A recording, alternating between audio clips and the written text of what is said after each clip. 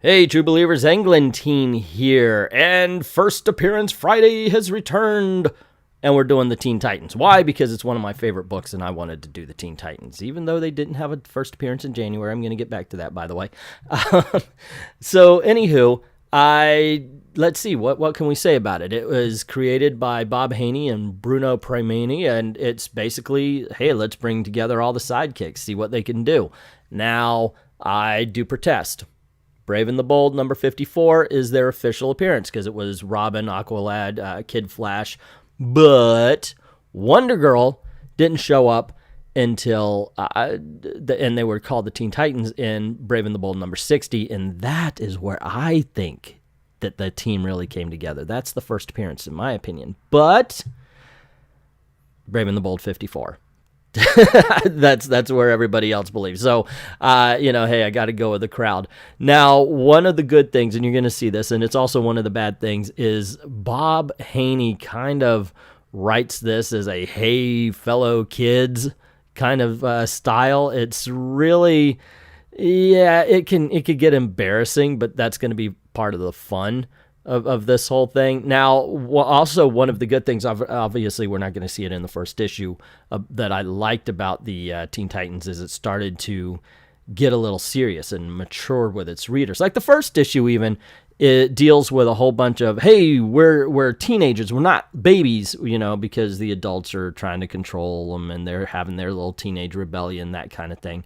And you get a lot of that there. But later they did explore stuff like racial tension. They did something with the Vietnam War. I remember there was one where they rebelled because a peace activist ended up getting killed. I do believe that happened. It's been a long time since I read the original, so I'm kind of excited to get back into this. I did review this for Comic Vine when I was reviewing stuff on Comic Vine, and if you go over there and you look for Englentine, you'll see about 1,000 reviews I did for them. I'm not there anymore because for some reason I can't sign in since they teamed up with GameStop or whatever it was. Anywho, I'm digressing the hell out of this thing. Let's get this party started. So right off the bat, we have to take a look at the cover, and the first thing you can notice, it says Brave and the Bold presents Kid Flash, Aqualad, and Robin. Not the Teen Titans, just saying. Once again, this is backing me up here. Also, man, the tri-corner hat is something for Mr. Twister. I don't know, maybe the old King Cole kingly jacket is another, but what looks like Native American stick of some sorts is quite something. I don't know, but I know that it would probably get people in trouble if he were to carry it around today, especially considering he's dressed like a colonial who may have killed the Indian to steal the stick.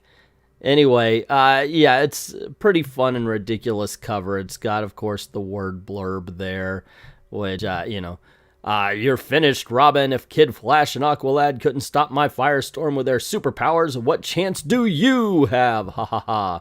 I mean, it's actually not bad for a first appearance cover, to tell you the truth. I mean, the kids look good, and the kids look like kids. And that's something that a lot of times the new Teen Titans didn't quite get right. And yes, we get a good old-fashioned Silver Age splash page. We got Kid Flash, Aqualad, and Robin. Leaping Manus, says Aqualad. That weird funnel, it'll stop Kid Flash before he can catch Robin. And we see, of course, Flash trying to catch him, and it says, Chapter 1, when Kid Flash, Aqualad, and Robin took off for Hatton Corners, each thought he'd been summoned to settle some typical teenage trouble, never suspecting that they'd be teaming up to battle a menace that catapulted them into the peril of their lives when they met. The 1,001 Dooms of Mr. Twister. I dig this, man. I mean, this is cheesy drama, and of course, Mr. Twister went on to be one of DC's greatest villains. But the story actually starts in the unusual town of Hatton Corners, and there is an unusual public meeting that is underway. that say no to teenage demands. And we have an old guy looking like Commissioner Gordon here, at least Golden Age Commissioner Gordon, saying, "Fellow citizens, I propose a curfew to solve our town's teenage problems." And someone's yelling, "Right, we're with you, Mayor Corliss." And you see all these signs: adults have rights to, teenagers toe the mark, more chores, less plays. And at the same time, in a dilapidated barn just outside town, another meeting is called to order, a far stranger meeting. "Gang, if we don't get our new teenage clubhouse, we'll go on strike." Strike, cool. That's our leader, Eddie Corliss. And they've got a sign that says, "New clubhouse or bust, adults are square, nix the curfew." And of course, Batman is for some reason reading about this in the newspaper. So, Gotham gets small town news, I guess. Sometimes later in Gotham City, as Batman and Robin return from a routine crime patrol. "Humph, those Hatton Corner teenagers are acting like spoiled brats." "Batman, you sound like an old square. The Hatton Corner's adults just won't listen to the kids there. That's why Hatton Corner's Teen Club invited me to come and plead their case, with your permission, of course." That's the way to rebel, Robin. That's the way to rebel. Remember, kids, before you start a revolution, be sure to get your parents' permission. But Batman does agree to let Robin go, and then we cut to see the Flash looking at a ticker tape and he says, "What's with those teenagers, Kid Flash? Why can't they behave themselves?" "Behave themselves? Flash, like all adults, you forget that you were once a teenager too. No wonder the Hatton Corners Teen Club asked me to come help them. They know only another teenager really understands their problems." "Yes, but I'm afraid teenagers don't understand adult problems either. However, it's okay for you to go." At that moment, in the ocean's depths, our eel friends brought a note in a bottle, Aqualad. What's it say? "It's to me from the Hatton Corners Teen Club. They need me to settle." Oh, come on, DC. Now you're just trolling us. Seriously? They send a message in a bottle to Aqualad to come and help them? Silver Age, ladies and gentlemen. I give you the Silver Age. Of course, Aquaman lets him go because that's part of the story. Before he goes, though, I like the fact that he says, "Young people shouldn't dispute their elders, but you can go. Just remember, you can't exist out of the water for more than an hour." And I do like the sass. "Don't worry, Aquaman. I could take care of myself, even if I am just a teenager." And then we see the three teaming up as they each realize they all got messages from the Hatton Corners Teenage Club, or whatever it was called. Racing to the town hall, the bewildered trio hears an even more startling development. "You say, Mayor Corliss, the town's teenagers are gone?" "All of them, Robin, led by my son Eddie. They've gone on strike just as they threatened. It's outrageous. Here, read this note. All us cats decided adults to the music get hip. Build a new clubhouse. Hatton Corners Teens." How do you do, fellow kids? And so, of course, the adults, led by Mayor Corliss, do not trust the note at all, saying that they probably destroyed their clubhouse out of spite just to get a new one. And the Teen Titans surmise that no teen would ever write a note like that because they wouldn't use the word music, they would use the word jive. And so they decide, since the adults don't trust any teens, including them, they will launch their own investigation. At dazzling speed, Kid Flash zooms over hill and dale, not a sign of a teenager anywhere, while Aqualad returns to his own element and scouts the nearby seacoast. "I've checked with every fish in these waters, not a clue to those missing kids." Homie, if the fish knew where all the missing teens were, the town would have bigger problems. Meantime, back in Hatton Corners, my stars, a twister's coming. We've never had tornadoes here before. There are no storm cellars. The bank, everyone into the bank. As the panicky townspeople carry out Robin's urgent command, we're all inside, but there is no more room. I'll take my chances out here. No sooner does the boy wonder close the vault door than... That's my sound effects. Actually, my brother was in a tornado, and he said it sounds like a train going overhead. Only the heavy vault can resist the awesome wind. Gotta hang on or I'll be blown to kingdom come. Suddenly, from inside the whirling funnel, a hurricane voice booms. So, The famous Robin resists my powers. He has yet to feel their full force. Blow winds, pluck Robin to his doom. And in answer to the fantastic figure within the whirlwind, I've been torn loose. It is at this precise moment that Kid Flash returns from his fruitless search to see Robin. He'll be killed.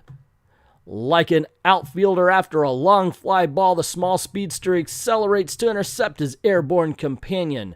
Got to shift into high gear. Got him. Kid Flash gets Robin to safety, and they see Mr. Twister standing on top of the heavy vault. There's the weird character who's behind all this, and he's without that twister now. Don't worry, I'll handle him. And immediately Kid Flash turns himself into a veritable teenage tornado. But the bizarre villain gestures with his carved staff. And great guns, that character KO'd the Flash. I'm okay, Robin, my body's vibrating internally at super speed. Saved me from that bolt's effect. And then the adults come out. Is it all right to come out? What's going on out here? As the townspeople emerge from the vault. Good grief, up there it's Brom's stick. Yes, Mayor Corliss, I have returned as Mr. Twister, and with the great powers I now possess, I'll take my revenge on Hatton Corners. Ha ha ha ha ha. I warn you, unless you meet my demands, your teenagers will never walk these streets again, for I have them all where you cannot find them. You have them? Just as I figured, they didn't leave on their own. Aye, Robin. When did he become a pirate? But if you and your teenage heroes friends try to thwart me, you'll feel my power again. You're no match for Mr. Twister. He made that tornado appear like magic. Why is Wally West so amazed at this when he did exactly the same thing, not but like 3 panels beforehand? I will return again, and when I do, you had better pay the debt this town owes me. Farewell. You know, I always kind of found it weird that Silver Age books, like, separated themselves into chapters. That's end of chapter 1. Chapter 2 starts in 3 pages, is what it says there, but we're just going to get right to it. Chapter 2, Hatton Corners. A typical American community has become fantastically a town without teenagers. They played the jukebox too loud. They messed up the place, but I miss those kids. They led me some merry chases, but they were all good kids. It's just a ghost town now. I'd build 10 new clubhouses to have them back. And we see our teen heroes conversing. Those adults really appreciate their teenagers now when it's too late. It's not too late. We're going to rescue those kids from that Mr. Twister somehow. Is it me, or is this like bordering on a pro-suicide message? Hey kids, remember, your parents will really love you after you're gone. No matter what trouble you're having now, when you're gone, they will certainly appreciate you. This message brought to you by the Church of the Latter-day Saints. So the future Teen Titans decide to ask the elders of Hatton to tell them exactly what's the story behind Bomb Stick, the guy who calls himself Mr. Twister, and why is he bringing all the teenagers? Actually, they just say, hey, yo, what's up? And so we begin to get his origin, which we find out that his ancestor had given the town of Hatton the land, and the only rent was that they had to get the feather of a passenger pigeon once a year. And of course, when his ancestor died, everybody kind of forgot the crazy rent and they never paid it. But then Bomb Stick comes to collect on the deal. Of course, the town just laughed at him and sent him on his way, but Mr. Twister made good on his threat and stole the teenagers. And of course, the Teen Titans vow to get them back. They go to the local airport to use the radar range to locate any flying objects and find out where Mr. Twister flew to. And because 13 pages in, they had to remember that Aqualad was a part of this team. This mana makes a great taxi, Aqualad. Controlling sea beasts is almost as good as having super speed. It's better, Kid Flash. The sea's the best place to grow up in. Fun and adventure all the time. But of course, you wouldn't know about that. And thus, the destruction of Aquaman's reputation begins.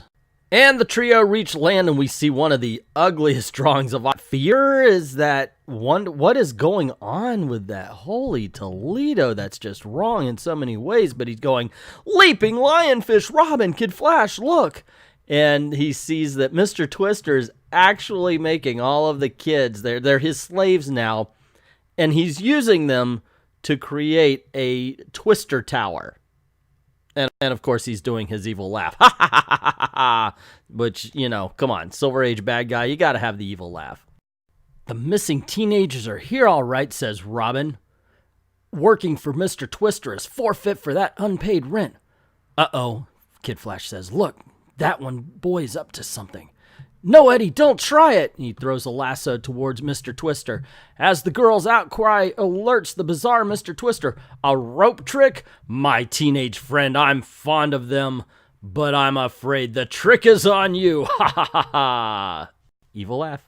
Silver Age evil laugh. Oh, Eddie, if only we were all back in Hatton Corners. I miss my dad and mom so. Yeah, Marcia, I guess our town and its adults are the greatest after all. It's the natural flow and the completely not stiff dialogue that's truly drawing me into this story. So Mr. Twister tells the captive teens that he has to leave the island. Yep, by the time he gets back, that Twister staircase better be built. The teenagers say it's impossible, so the trio decide to help. Robin will follow Mr. Twister, while Aqualad and Kid Flash will save the teens. We then see Mr. Twister jump in a boat claiming that he doesn't have enough power to fly himself away, but he does have enough power to let the boat sail him, except for the sails aren't up. And Robin says, I hope he doesn't check for stowaways, but he's holding on to the rudder, so maybe the steering's going to be a little bit off.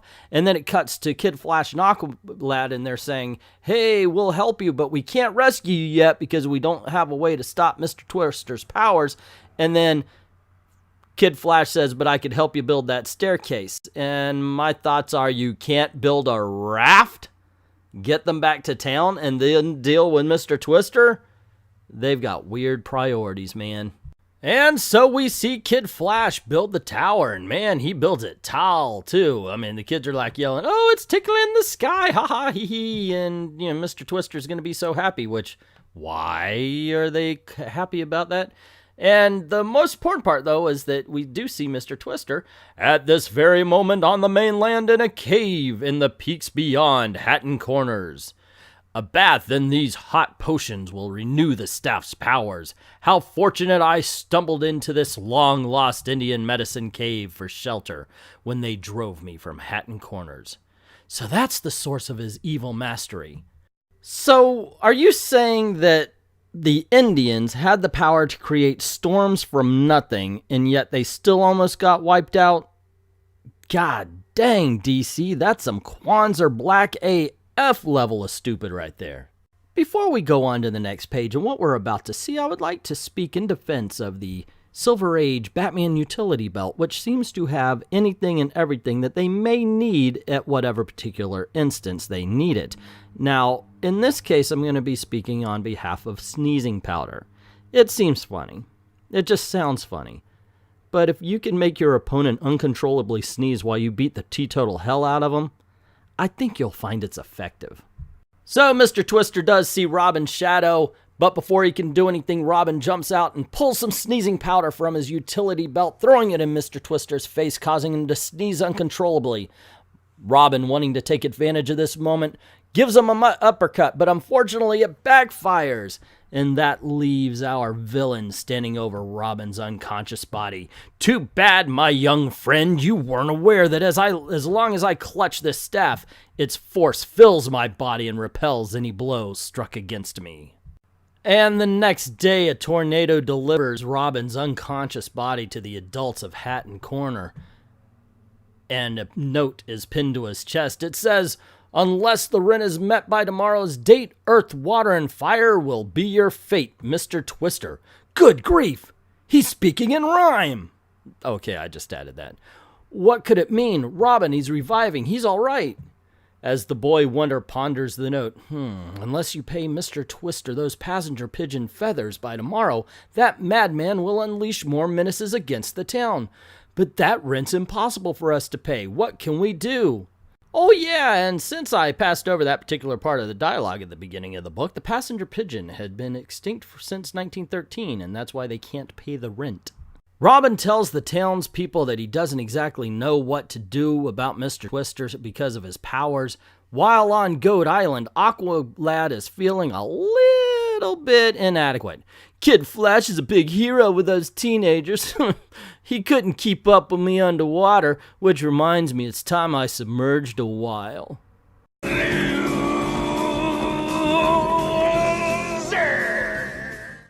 Able to exist in air for only 1 hour. The young Marine Marvel dives to replenish his water-breathing lungs and makes a startling discovery. Why, the under part of this island is eroded away to a thin stalk. What an idea that gives me. Sometime later, as a familiar funnel of wind riles the sea, the island gone. My teenage hostages have escaped me, but how is that possible? The answer lies miles away, floating on the waves. It's working. At my telepathic command, my whale friends shoved the island off its needle perch and are moving it to where Mr. Twister can't find it. 'Cause that was easier than building a raft. Chapter 3, The Town That Would Not Die. Okay, I'm sorry, but that is kind of silly. Aqualad, using his telepathic powers to command the ocean's denizens, has ordered a mighty herd of whales to move Goat Island and its captive teenagers to where the vengeful villain Mr. Twister cannot find them. Not for nothing, but I have noticed a curious lack of goats on Goat Island. Just saying. Hooray! Hooray for Aqualad! Oh, he's so cute. Yes, I could go for him. Yeah, you know what they're talking about. Down, chicka, down, bow, waka, waka, bow, chicka, down, bow. They'd need gills to go on a date with him.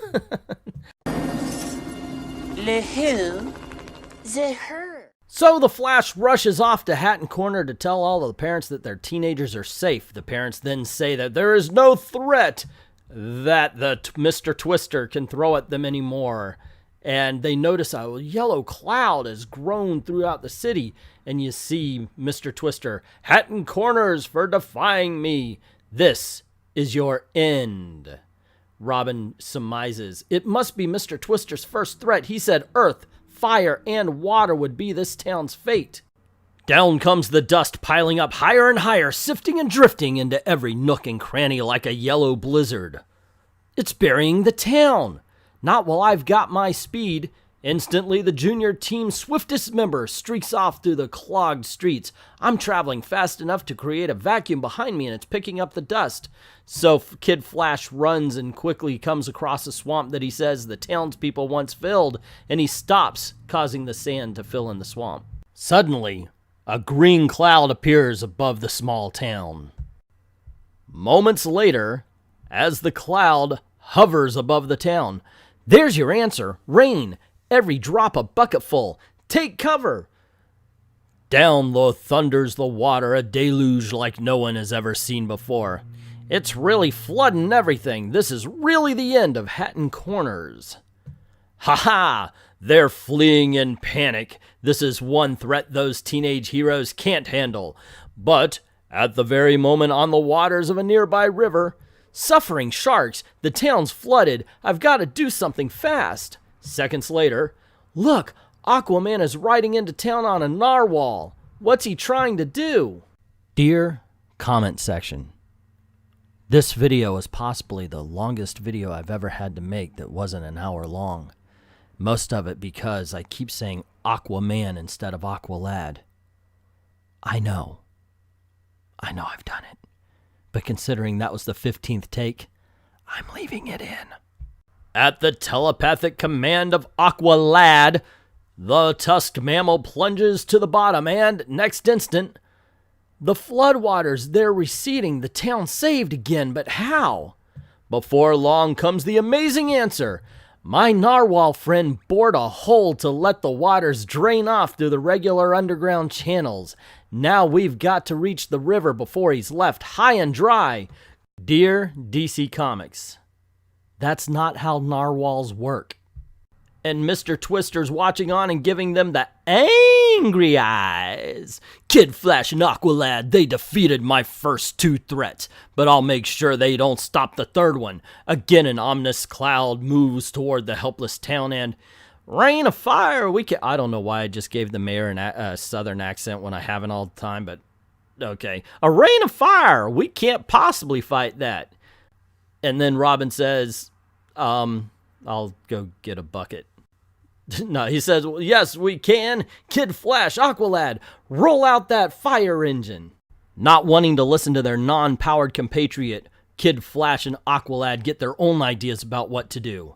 But just as the Junior Crimson Crusader reaches high gear, Mr. Twister, he's KO'd Kid Flash and Aqualad. Then as the slivers of fire ignite more and more of the town, Robin's pulling his 2 fallen comrades to safety. Ha ha ha! No need to give him a jolt without superpowers. He can't harm me. Kid Flash, almost out, says, Mr. Twister's made sure he'll win this time. Aqualad and I are out of action. But I'm not, and I've had enough of that character. Wow, when did Aqualad and Kid Flash, mostly Kid Flash, become dicks? Seriously, it's like all throughout the book they're not showing disrespect, and then after a while it's like, giving them the finger and shit. Well, they didn't actually do that. I'm just kind of, hyperbolic. But what the heck? Still, Robin comes rushing out on a red fire engine, I kid you not. Mr. Twister, Robin thinks he'll snuff out my revenge on this town. I'll stop the young fool. I'll stop him dead in his tracks. Riding the ladder's top rung like an acrobat star he is, the boy wonder shoots up, and I'll blast you from your perch, then see if you can fly, my young bird. That staff, I must snare it. So the bat rope from Robin's utility belt snakes out, and my staff. Yeah, so nobody in all this time thought, take the stick. Consumed by the flames, the magical staff's powers vanish in an instant. Guess he's the bird that can't fly now. Did Robin just kill the man? Now? Oh, wow. What's on the next page? Looks like he just killed a man. Of course he didn't. The Comics Code would never allow that back then. Recovered from Mr. Twister's bolts, Kid Flash and Aqualad rushed to help the victorious Robin. I take back everything I said, Robin. You showed us that brains and bravery are as important as superpowers any day, Aqualad says, and Flash retorts, and how? Thanks, guys, and I thought I was a dick. Get it? Because his name's Dick. Okay, move on. After dousing the fires that threaten the town, Brom's stick is finished as a threat to Hatton Corners. How can we ever thank you 3? That's easy, Mr. Mayor, by taking back your teenagers and trying to understand them. I know they appreciate you grown-ups now.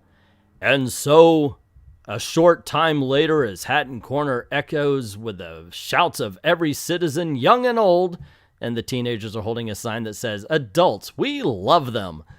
So I say we're all going to build the biggest, greatest, coolest teenage clubhouse that ever was. I guess Mr. Twister did some good after all. This is certainly no ghost town anymore. Check, the trio of heroes say, and I gotta tell you, what? Okay, so Mr. Twister actually kidnapped the kids. You brought him back. He did bad. You did good. You're giving him credit for the win? Alrighty. Once again, a startling new team of DC heroes has triumphed. Watch Brave and the Bold for new teams, new adventures, new Did I just do a commercial? This comic's pretty darn good. Yeah, it's got some silly Silver Age stupidness to it, but that just kind of adds to the charm. It's talking to kids rather than adults, and overall, like I said, it's fun. Really, it's just fun, and that's missing from a lot of books these days. Not all of them, but a lot. And man, I'm very happy that I read through it again. It's been a long dang time. I hope you enjoyed it. And speaking of, what did you think? Let me know in the comments below. Anything. Whether you like the book, did you like the comments? Do you like these first appearance videos? Let me know in the comments below. Also, if you like the video, please click like, share, subscribe, hit that notification bell, because that's what YouTube really pays attention to. Also, I am trying to make a living this way, and YouTube clipped my legs out from under me by putting a damper on my live streaming. So if you don't mind helping out the channel, go on over to Patreon or PayPal or Ko-Fi. I just started a Ko-Fi. Links in the description below. There's a tip jar, so it's not a monthly thing. If you like the video, drop $1 in the till. Say, hey, you know, that was pretty good. Thank you. And thank everybody who's already done that. And by the way, I'm going to call out FRAGMINIon. Dude, you're freaking awesome. You're my first Ko-Fi donator, and I certainly appreciate that. Thank you very much. And to everyone, all of the true believers, thank you very, very much for watching.